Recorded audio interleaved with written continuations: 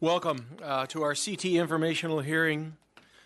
Welcome to the second of our informational hearings on the future of career technical education in California's K-12 schools.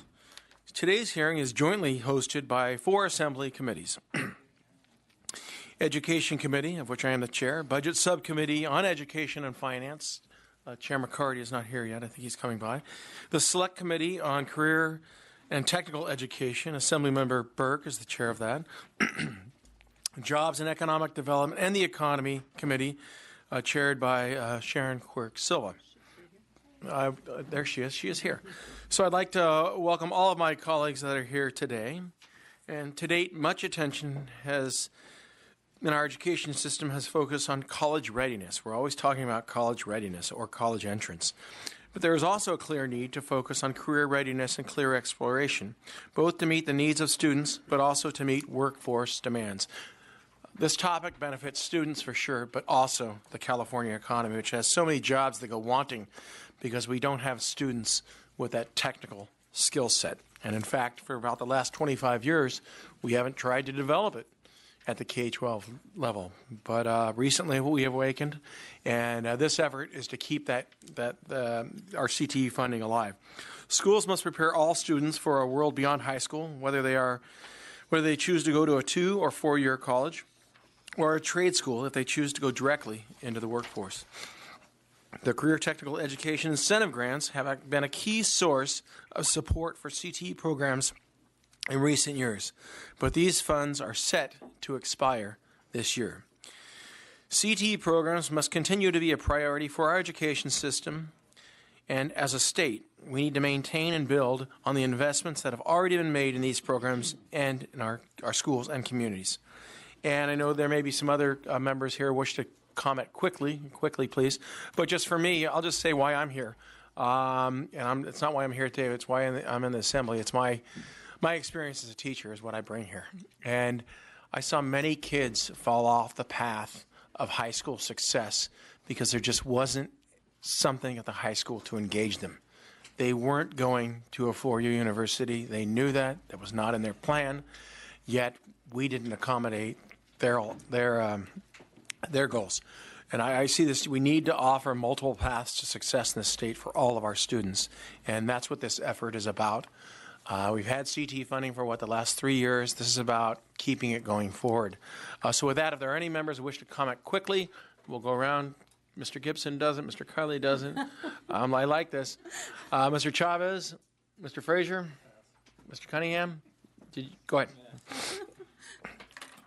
Broke the streak. Sorry about that. I would just like to say that, when people back home ask me about examples of bipartisanship and people working across the aisle for the betterment of California and for our kids, I always point to our efforts on career tech ed. I think it is one of the most important issues for our kids, for our economy, for our future skilled labor force. I'd like to thank the chair, Assemblyman O'Donnell, for his persistent leadership in this issue. And, I had a constituent email me when I first started talking about CTE. And he wrote to me, he said, if it wasn't for what used to be called voc ed programs, I wouldn't have finished high school. But I found out through those classes in high school that I love machinery.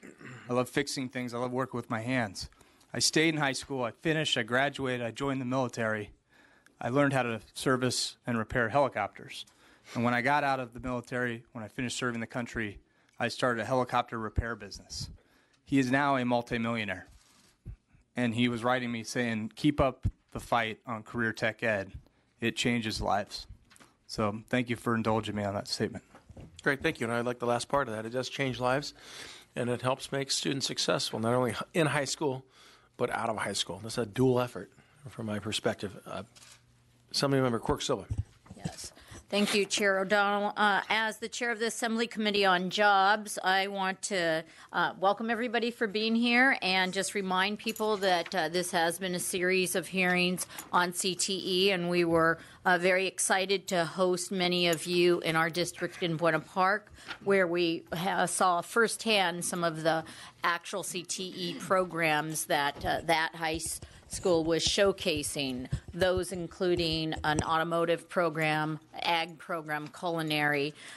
Even more exciting is that several of those programs funnel right into the community college, Cypress Community College, where those automotive students then move into the Cypress Community College program and are actually recruited right out of that program, with Toyota being one of their partners, and are doing extremely well as far as not only a salary but having the training with the technology. So we know, as far as the workforce, one of our main functions that we are focusing on is to make sure that we're doing what we are doing in the CTE is in direct relation to the job market and what we know that our employers are asking for, whether it's future in technology, whether it's a workforce set of skills. And so we will continue focusing on with that lens, but I'm excited to be here. Thank you so much. Great, thank you.